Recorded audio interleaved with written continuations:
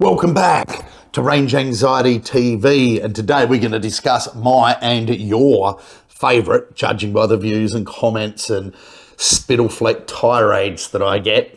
We're going to talk about the Tesla Cybertruck.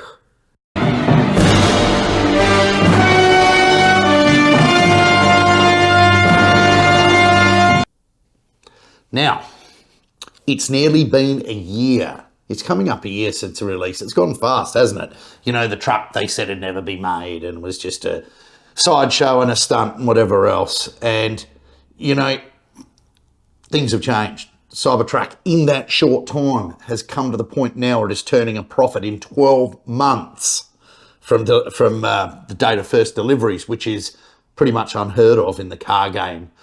So it means they're doing something right. Not only that, but it is the biggest selling vehicle in the US at $100,000 and over. Again, that's pretty impressive. It brings a tear to my eye almost. As well as that, last quarter, Cybertruck outsold every other EV truck in America put together.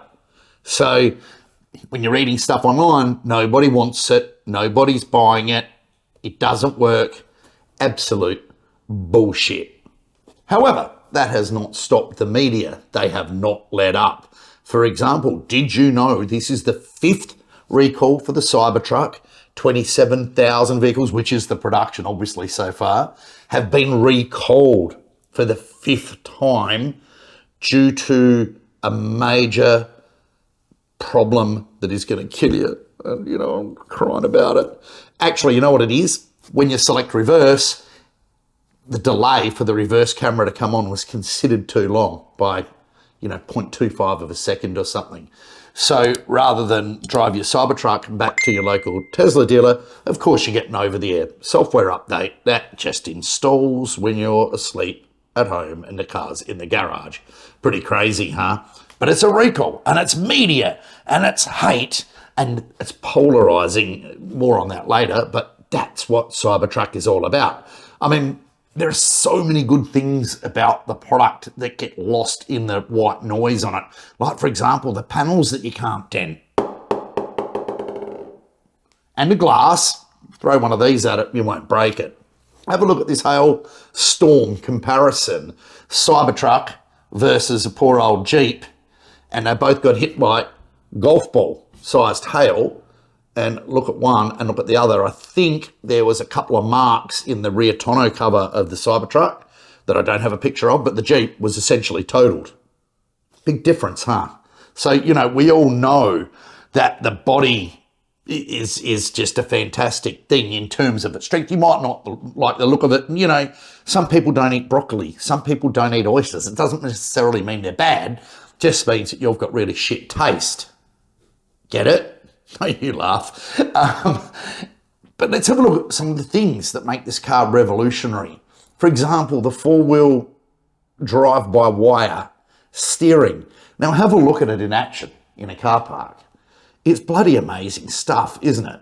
The way that you can now have a turning circle on a full-size American pickup that is similar to like a conventional small sedan, like a Model 3. I think its turning circle is actually tighter than a Model 3's or a Subaru Foresters or whatever you want to compare it to.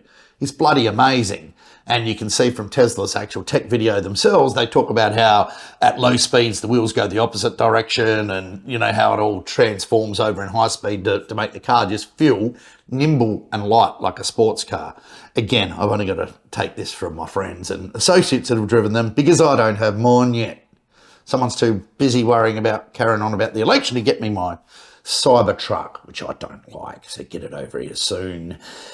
Space Karen.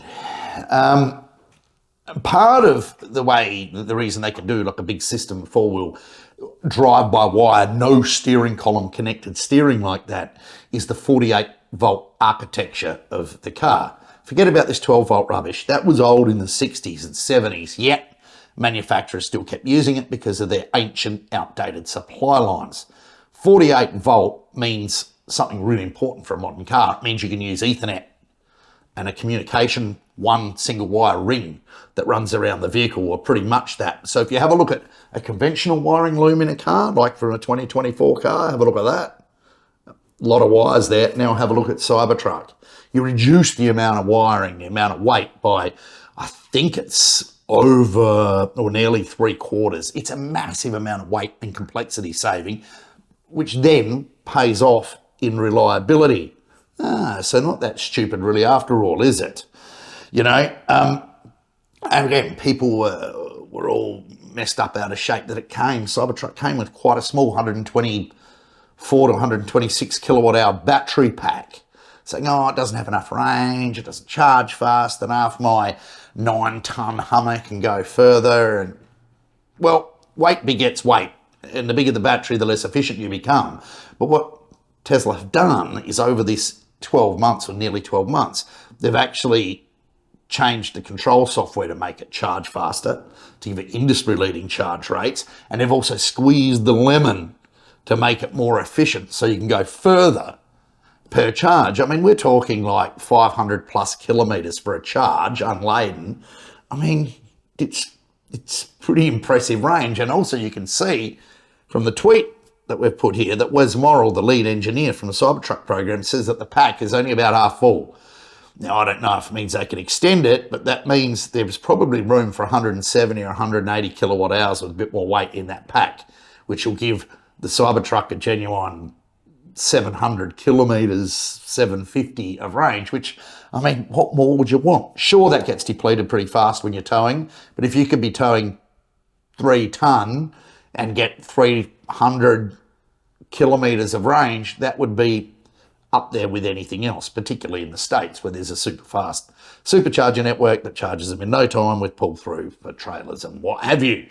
So, you know, what's going to happen is, you know, you can pick and flick and comment against the Cybertruck all you want and hate it and say it's ugly, and, you know, it might be ugly to you. Personally, I think it looks good. But rest assured, and here's the real clincher for those of you that are still longing for something made out of old slats of steel that Grandpappy had back in the days before electricity, like a Ford truck, for example. All of these little things from 48 volt to steer-by-wire, probably not the construction because that's just crazy, like the dentless, non-smashless thing, are going to be copied by other manufacturers. And you're going to start seeing that coming out in other cars. So I'm going to be really interested to hear what you say then. Once you can see, I mean, the world copied Tesla with the tablet displays in the cars. We know this, you can't get around that. Every new Merc, Beamer, Hyundai, whatever, they're all playing the screen game. And that was invented in the Model S in 2012, right? This is going to be no different. So you're going to have to find something else to bitch about, and you're going to have to drop me a line here and say, Martin, as usual, once again, you were right, and thank you once more for watching Range Anxiety.